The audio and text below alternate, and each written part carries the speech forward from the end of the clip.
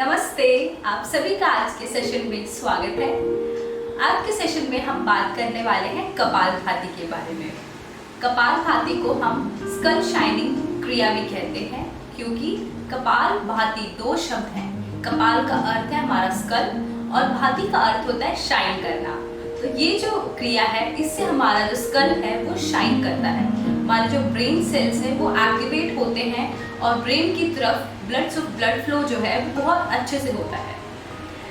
अक्सर लोग इसको प्राणायाम समझते हैं पर कपालभाति एक प्राणायाम नहीं है, वो एक क्रिया है। According to hatha yoga there are 6 षट कर्मास। ऐसे 6 कर्म हैं जिनसे कि हमारा शरीर जो है वो क्लीन होता है, हमारे शरीर की क्लींजिंग प्रोसेस होती है। उसी में से एक है कपालभाति।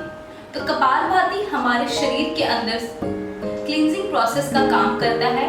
वो हमारे स्कल को क्लीन करता है, हमारे लंग्स को क्लीन करता है और ब्लड फ्लो अच्छे से करवाता है। साथ ही साथ शरीर के अंदर ऑक्सीजन की मात्रा बढ़ाता है। इसे करने से हमारी जो लंग्स की कैपेसिटी है वो बढ़ती है। हमारे लंग्स की, फेफड़ों की जो सांस लेने और छोड़ने की क्षमता है वो बढ़ती है। साथ ही वो एक्टिवेट होते हैं और पूरा शरीर का जो हर एक पार्ट है वो एक्टिवेट होता है। उससे हमारा ब्लड फ्लो है वो अच्छे से हो पाता है। और भी कई सारे बेनिफिट्स हैं कपालभाति के। तो आज के वीडियो में हम यही जानेंगे इसको किस प्रकार करना है, इसकी क्या इंपॉर्टेंस है और किन लोगों को जो है ये अवॉइड करना चाहिए। कपालभाति के बेनिफिट्स की तरफ देखते हुए, जैसे कि मैंने कहा कि कपालभाति से हमारे जो ब्रेन सेल्स हैं वो एक्टिवेट होते हैं और इसकी वजह से जो हमारा फोकस है, हमारा जो कंसंट्रेशन है वो बढ़ता है। इसलिए ये क्रिया जो है स्टूडेंट्स को जरूर करनी चाहिए। इससे हमारा फेशियल ग्लो बढ़ता है, हमारे स्किन है उसके अंदर एक अच्छा ग्लो आता है। साथ ही हमारी बेली फैट को रिड्यूस करने में हेल्प करता है और हमारे डाइजेस्टिव सिस्टम को स्ट्रॉन्ग करता है। जितने भी हमारे सिस्टम है, जैसे रेस्पिरेटरी सिस्टम है, उसको भी ये स्ट्रॉन्ग करता है क्योंकि हमारा जो एक्सहेलेशन है इस समय काफ़ी अच्छे से हो रहा होता है और जो ब्रीथिंग क्वालिटी है वो इम्प्रूव होती है। जिन लोगों को साइनस की समस्या है या जिनको डायबिटीज़ है उनको ये कपालभाति क्रिया बहुत ही ज़्यादा बेनिफिट देती है। इससे कई हद तक आपका जो बीमारी है वो कम हो सकती है और भी शरीर के सभी सिस्टम्स के लिए ये काफ़ी ज़्यादा हेल्पफुल रहता है। काफ़ी अच्छा आपके शरीर को एक्टिव एनर्जेटिक बना के रखता है पूरे दिन के दौरान। तो ये आप हमेशा सुबह में प्रैक्टिस करें, शाम को ना करें, क्योंकि इससे जो होता है हमारे शरीर के अंदर एनर्जी ज़्यादा आती है और अगर आप शाम को इसका अभ्यास करेंगे तो मे बी आपको नींद ना आए या इसकी समस्या आपको हो सकती है। अब किन लोगों को कपालभाति नहीं करनी चाहिए? स्पेशली प्रेग्नेंट लेडीज़ को कपालभाति नहीं करना है। लेडीज़ अगर पीरियड्स में हैं तब भी ये आप क्रिया ना करें। जिन लोगों का बीपी बहुत ज़्यादा शूटअप होता है, बहुत ज़्यादा आपका बढ़ता है, तो भी आपको ये अवॉइड करना है। हर्निया, अल्सर जैसी समस्या अगर आपको है तब भी आपको ये अवॉइड करना है। साथ ही अगर आपने रिसेंटली कोई आपको हिप इंजरी हुई है या आपने बैक की कोई सर्जरी कराई है या तो आपको रिसेंट में कोई स्टॉक अगर आपको आया है तब आपको ये क्रिया जो है वो अवॉइड करनी है। तो यही सभी चीज़ें आपको अपने ध्यान में रखनी है और इसको ध्यान में रखते हुए इसका अभ्यास करना है। चलिए अभी हम देखेंगे किस प्रकार इसका अभ्यास आपको करना है। तो कपालभाति में जो क्रियाएं हैं वो 3 हिस्सों में डिवाइडेड है। पहला, आपको जो श्वास छोड़ना है, दूसरा आपका जो एब्डोमेन का मूवमेंट है और तीसरा जो सबसे ज़्यादा कंफ्यूजिंग है कि श्वास लेना कैसे है, श्वास इस समय किस प्रकार आपको लेना है।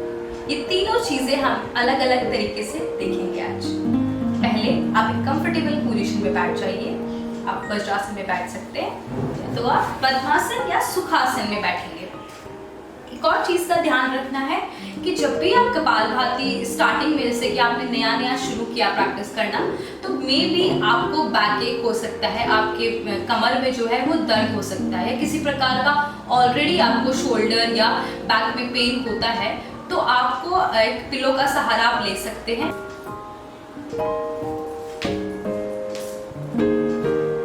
या तो आप बैक में भी रख सकते हैं, आप किसी चीज़ का सहारा भी ले सकते हैं। इवन जिनको नीचे बैठने में तकलीफ है वो चेयर पे बैठ के भी इसका अभ्यास कर सकते हैं। आप कंफर्टेबली अपनी पोजीशन पे बैठ जाइए।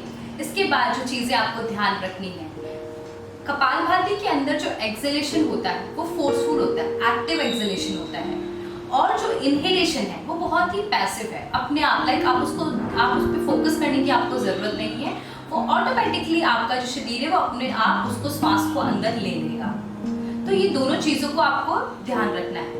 तो किस प्रकार आपको श्वास छोड़ना है, पहले उस पर ध्यान लगाएंगे। ऐसे अज्यूम करिए जैसे कि आपके नाक में कुछ फंस गया है या तो आपको जुकाम लगी है, तो आप किस प्रकार अपने नोस्ट्रिल को क्लीन करते हैं, अपने नोज में से कोई भी चीज आप बाहर निकालते हैं, उसी प्रकार आपको श्वास को बाहर निकालना है। एक बार देखेंगे कैसे। इस प्रकार श्वास, जैसे कि आपकी नाक में कुछ फंसा है और आप उसको बाहर निकालने, ये आपको अज्यूम करना है। तो इसका अभ्यास थोड़े समय के लिए करेंगे, 3 से 4 बार।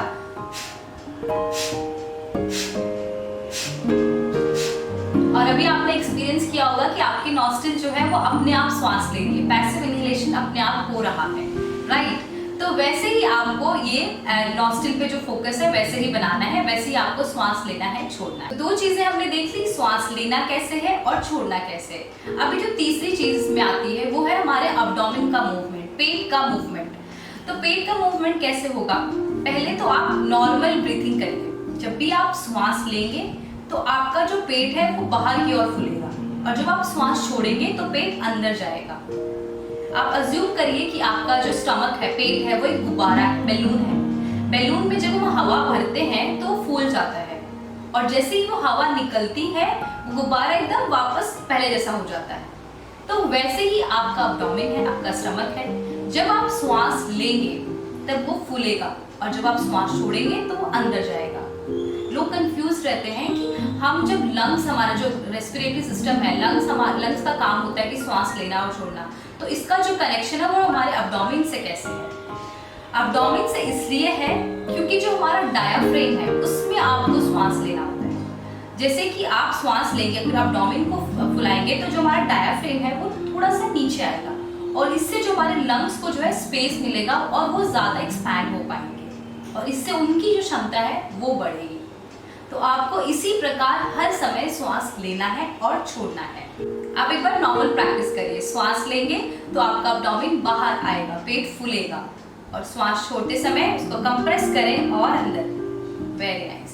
सो इसी प्रकार हमें कपालभाति के समय भी हमारे अब्डोमेन का मूवमेंट रखना है। अब ये तीनों चीजों को हम एक साथ प्रैक्टिस करेंगे। एक बार देखिए कि कैसे करना है। शुरुआत में आप एक लंबा श्वास लेंगे, ठीक है। श्वास लीजिए, इनहेल। Now start exhalation.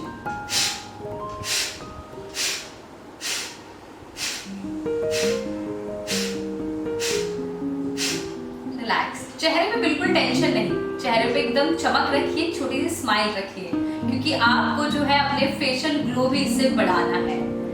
तो चलिए अभ्यास करेंगे फिर से। एक और चीज, जैसे आप बिगिनर्स हैं तो आपको नॉर्मल एकदम धीरे धीरे स्टॉप करना है, एकदम धीरे धीरे श्वास छोड़ना है,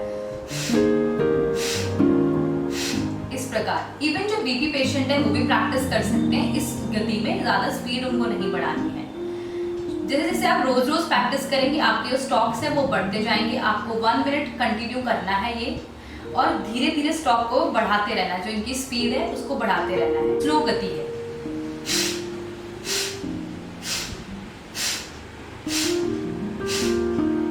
आप इसको स्पीड बढ़ा सकते हैं।